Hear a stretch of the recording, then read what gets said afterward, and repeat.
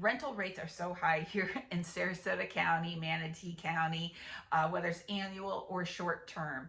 And so many people want to take advantage of that. And often, ideally, they want the type of property where they can rent it out some and use it some themselves, or maybe for family and friends to come down here and use it. Sounds so divine, doesn't it? So ideal.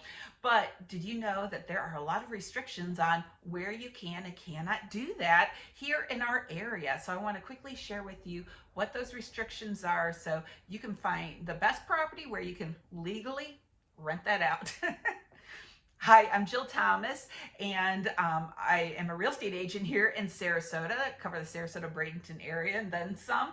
And each week I bring longer videos and shorter videos like this one that give you information about the real estate in our area and living in the state of Florida. So grab a cup of coffee, have a little java with Jill, and let's talk about short-term rentals.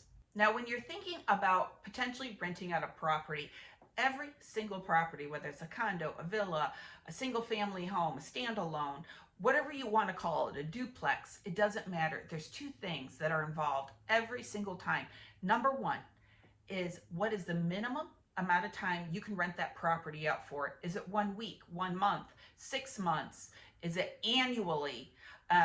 Every single property has those rules. And then the second part is, how frequently can you do that? Because a property might say, well, you need to rent it out for at least 2 months at a time. You can always rent it out for more with that number 1 point. If it's 1 week minimum, you can rent it out for 3 weeks at a time, but no less than 1 week.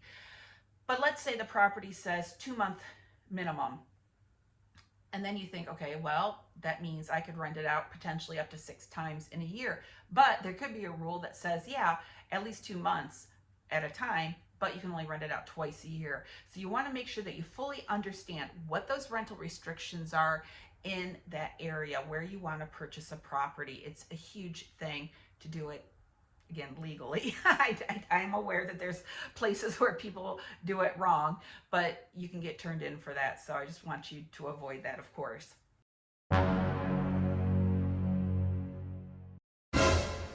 So first of all, if you are looking to rent a property, first we need to look at the HOA. Is it in a community where there's already restrictions? Because that's going to override whatever the city or the county might say. So like where I live, I think right now it's a 1 year minimum, but the county says in this area you can do 1 month minimum.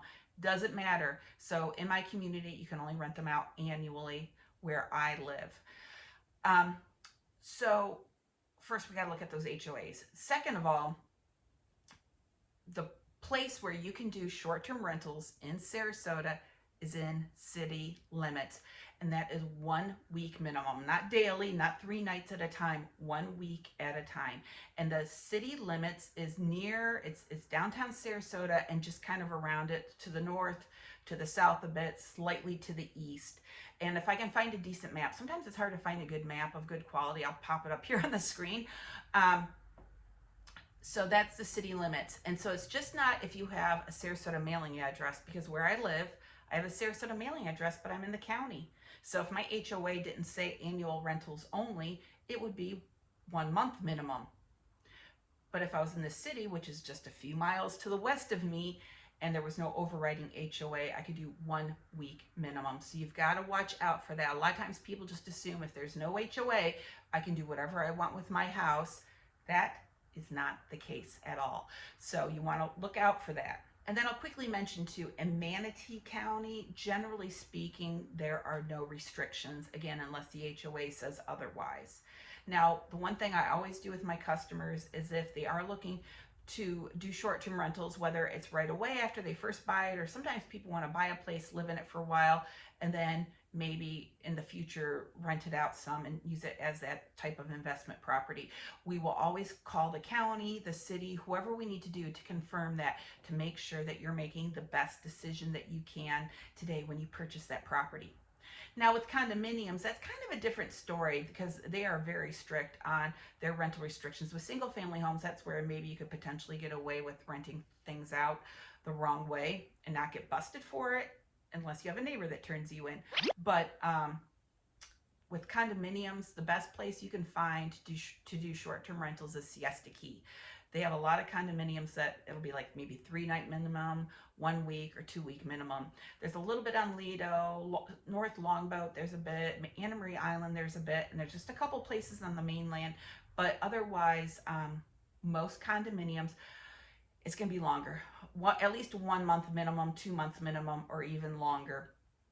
And so you want to look out for that, because sometimes I'll have people say, well, I just want to buy like a little tiny condo for $350,000 and just rent it out some and use it some. But that product does not really exist in our area at that price point. So keep that in mind too, that with the condominiums, you're definitely paying a lot more money for the unit. And then you've got your HOA dues or your condo dues for that. Okay, guys, well, I know I talked super fast in this because I'm trying to keep these short. Otherwise, I'll talk. So I hope this helps you. If you have any other questions about short-term rentals, please give me a call, reach out to me. I'm happy to help. Thanks so much, guys. Have a great day.